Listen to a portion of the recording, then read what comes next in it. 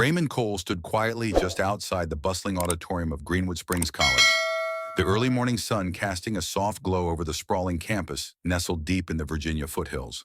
The crisp spring air carried the faint scent of fresh grass and blooming dogwoods mingling with the distant hum of cars arriving and voices echoing from inside. Today was his son's graduation day, a milestone Raymond had waited years to witness. He adjusted the faded Marine jacket draped over his broad shoulders, the brass buttons dulled by time, but still carrying the weight of battles fought and sacrifices made. The jacket hung slightly loose, a silent testament to years of wear and the toll life had taken. In his hand, he clutched a small folded card, its edges softened from countless readings. His son's handwriting adorned the front. "Dad, I want you in the front row." Raymond's boots scuffed softly against the pavement as he made his way to the side entrance of the auditorium. Unlike the families flowing through the grand front doors, chattering, laughing proudly, clutching flowers and balloons, he walked alone, deliberate and steady. Inside the auditorium buzzed with excitement, the air thick with anticipation for the ceremony to come. Approaching the roped-off section, reserved for designated family members, Raymond paused. A young woman in a headset stepped forward, blocking his path with a clipboard held firmly to her chest. Her voice was polite but firm. "Sir, this section is for designated family only. Please step back or security will escort you." He nodded slowly without protest. His gaze remained steady as he took a single quiet step back. The weight of years, the battles, the losses, the silent endurance pressed down on him, but he did not waver. Behind him, the distant murmur of the crowd swelled, oblivious to the man who was quietly retreating from the place he came to honor. In the fifth row, just a few seats away, 6 men sat motionless. Their eyes never left Raymond's figure. Each bore the unmistakable insignia of Navy SEAL veterans, their presence a silent shield of respect and recognition. They knew who he was, Master Sergeant Raymond Cole, a leader forged in fire, a man who had carried others through hell and back. As the auditorium lights brightened and the ceremony began, the room remained unaware that something was shifting.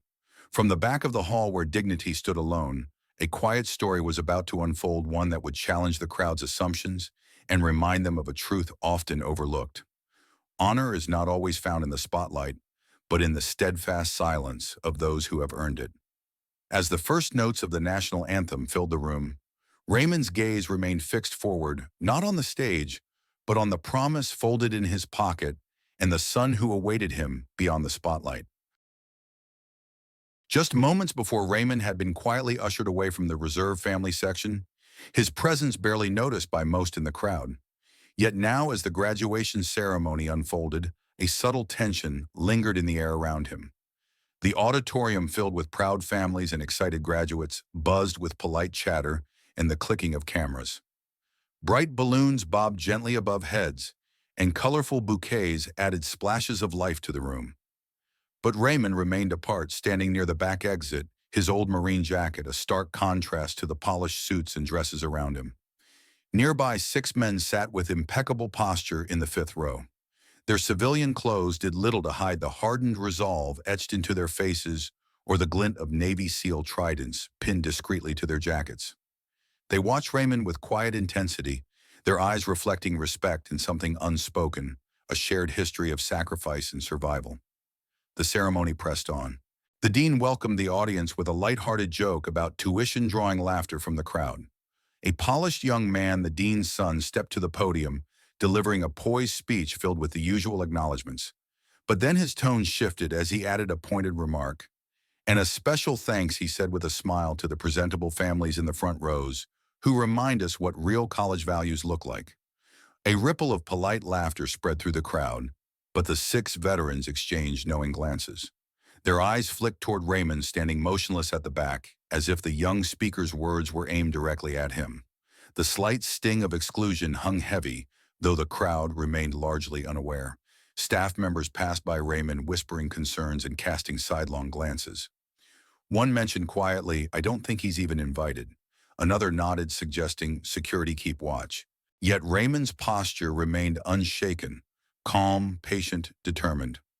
Linda Monroe, seated near the veterans, watched the scene unfold with growing discomfort. The man's dignified silence amid the crowd's obliviousness stirred a mixture of sadness and shame within her. This was no troublemaker. This was a man who had endured far more than most could imagine. As security approached to escort him out, Raymond pulled from his jacket pocket the small folded card, the invitation his son had written by hand. "My son asked me to be here," he said softly but firmly. The staff's dismissal remained cold and unwavering. In that moment, the atmosphere shifted. The 6 Navy SEAL veterans rose in unison, their quiet but resolute movement drawing eyes and halting conversations. The room once filled with casual excitement now held its breath. The men did not speak. Their presence alone declared a powerful message: this man belonged. And just like that, the tide began to turn.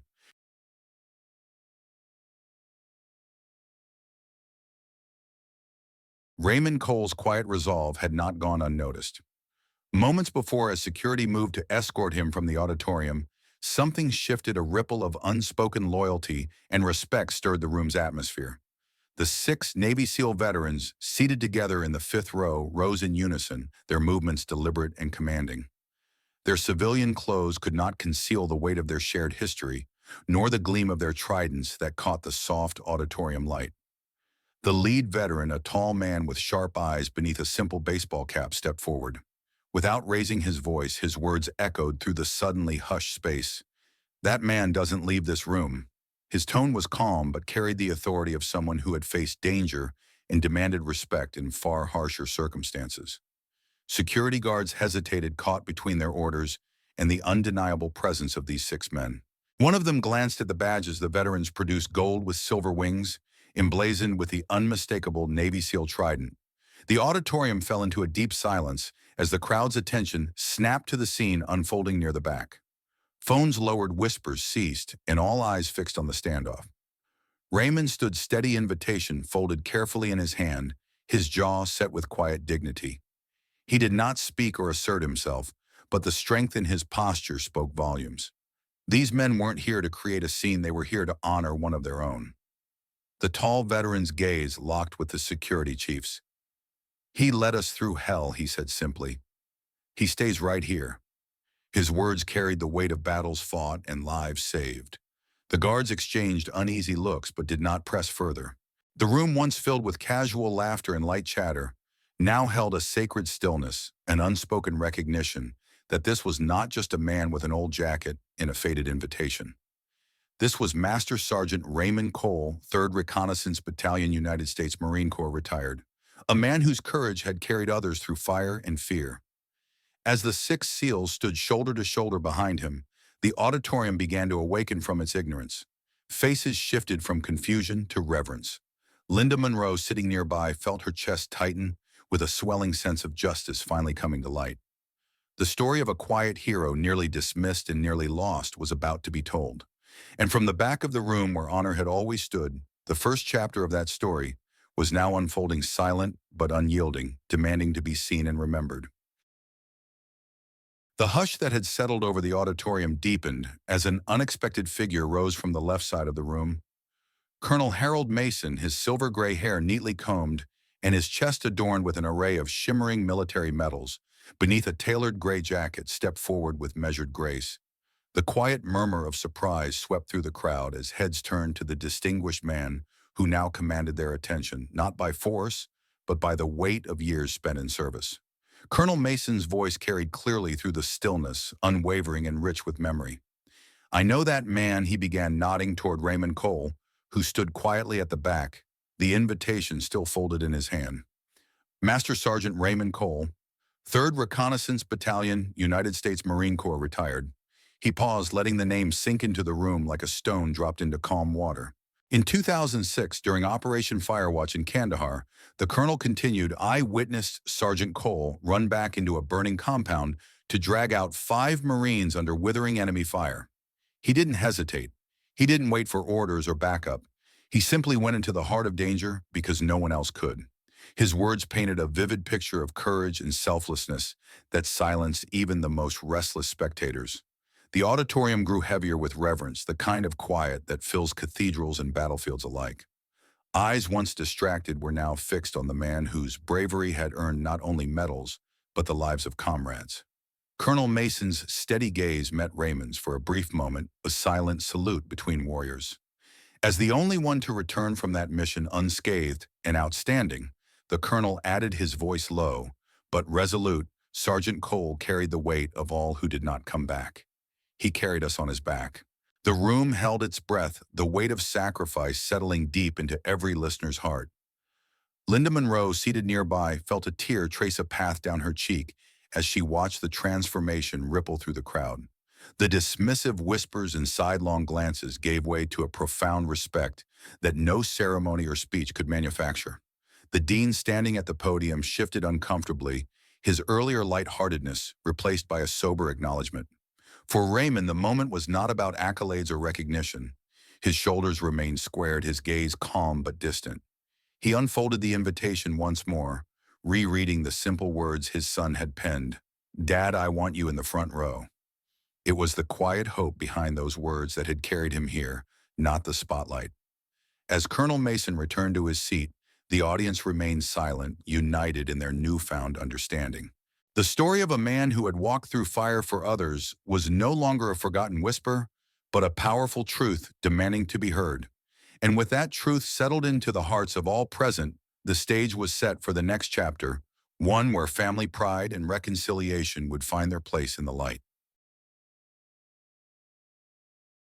The heavy silence that had settled over the auditorium was gently broken as a young man in a cap and gown stepped forward, his footsteps purposeful and steady despite the tremor in his hands. Lucas Cole, son of Raymond Cole, carried with him more than just the weight of his graduation day. He bore the quiet pride and deep respect for the father who had stood unwavering in the back of the room all morning. Lucas leaned into the microphone, his voice steady but thick with emotion. "That's my dad," he began, eyes scanning the crowd with a mixture of vulnerability and strength. The room shifted as every head turned toward him, their attention drawn not to the diploma he had earned, but to the man he spoke of, the man who had quietly waited to see him walk across that stage. He paused briefly, gathering his breath. "Every morning before school for as long as I can remember, he told me the same thing." His voice softened. "Stand tall. Keep going. Be someone you'd be proud to look in the eye." The words hung in the air, simple yet profound, a testament to the lessons that had shaped him far more than any classroom. Lucas's gaze found his father's still figure near the exit, the familiar Marine jacket worn with quiet dignity. "I'm proud today," he said, "but not because of this degree, not because of this stage." His voice caught slightly, then grew firmer. "I'm proud because of him." With no hesitation, Lucas stepped down from the podium and began making his way toward the back of the auditorium. The polished floors echoed softly under his shoes as he passed rows of stunned graduates and silent guests. The crowd watched in respectful stillness as he approached the man who had almost been denied his rightful place. When Lucas reached Raymond, he stopped, lifted his hand in a crisp, practiced salute, a gesture honed by years of respect and shared experience. Raymond, steady and composed, did not return the salute. Instead, he stepped forward and drew his son into a firm embrace. It was not a dramatic scene, nor one choreographed for attention. It was raw, genuine, and deeply moving. The 6 Navy SEAL veterans rose alongside them, their own hands moving in unison to salute the man who had led them through trials no audience could fully comprehend. The auditorium, filled with hundreds just moments ago, lost in celebration, now stood in hushed reverence. Applause was absent. Instead, an unspoken acknowledgement filled the room. This was a moment of true honor. Linda Monroe, seated nearby, blinked rapidly as she struggled to clear the moisture clouding her vision. The power of this quiet reunion, the father and son bound by sacrifice and love, resonated deeply. The crowd had been transformed not by spectacle or fanfare, but by the authenticity of a bond forged through hardship and unwavering support. As the embrace ended, Raymond placed a steady hand on Lucas's shoulder and whispered words meant only for his son's ears. Lucas's face softened into a faint smile, a moment of peace and pride shared between them. Then, turning to face the crowd together, they stood side by side, 2 generations united in strength and silent dignity. The ceremony, once filled with routine speeches and shallow applause, had become a sacred space where courage, sacrifice, and family were honored, not with noise, but with heartfelt respect. And as they stood there, the story of a quiet hero and the son who never forgot him reached its most profound truth, the power of standing tall together in the face of all odds.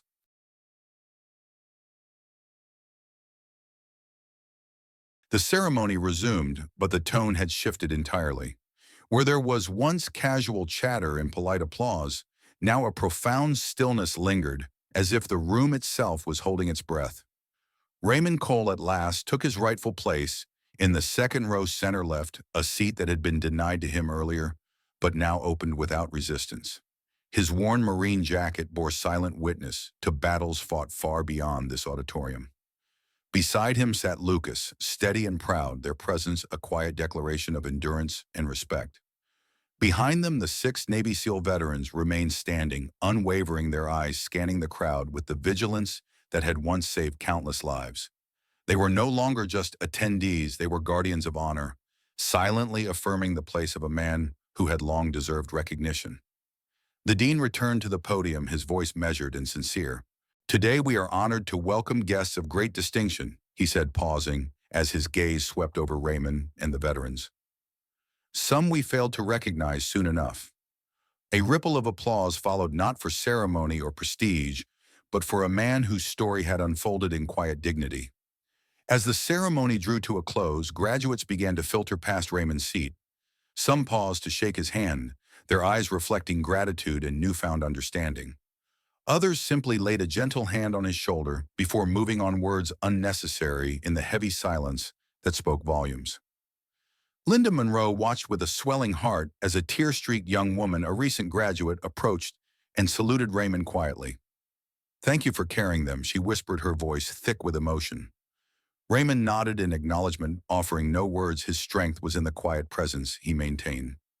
One of the SEAL veterans stepped forward and placed a small worn coin into Raymond's hand. Linda recognized it instantly, a challenge coin, a token not given lightly, but earned through valor and leadership. On one side, the emblem of their SEAL team gleamed under the soft lighting. On the other, 5 engraved words, "The quiet ones lead the loudest wars." Raymond closed his hand around the coin, his shoulders easing just a fraction, as if the weight he had carried for so long had finally been shared. Though no tears fell, Linda sensed a profound release, a lifting of burdens borne silently for years. As the auditorium emptied and the soft sounds of cleanup began, Linda remained seated, unwilling to leave the space where so much had changed. She glanced once more at Raymond, no longer the man pushed to the back, but a symbol of resilience and quiet heroism. His invitation, still folded carefully in his coat pocket, was a reminder that sometimes all a person needs is a place to stand. The 6 SEALs continued their watch, steadfast and respectful, while Lucas held his father's hand, a bond renewed and strengthened in the light of earned honor. Linda rose slowly, her heels clicking softly against the tile floor as she made her way toward the exit. Before stepping through the door, she paused and looked back, whispering a heartfelt truth not spoken aloud, but felt deeply. He came not to demand anything, only a seat. Yet by the time he left, the entire room stood for him, not because he asked for it, but because they owed it. In the quiet corners of our world, kindness and respect endure, and sometimes that alone is enough to change a life forever.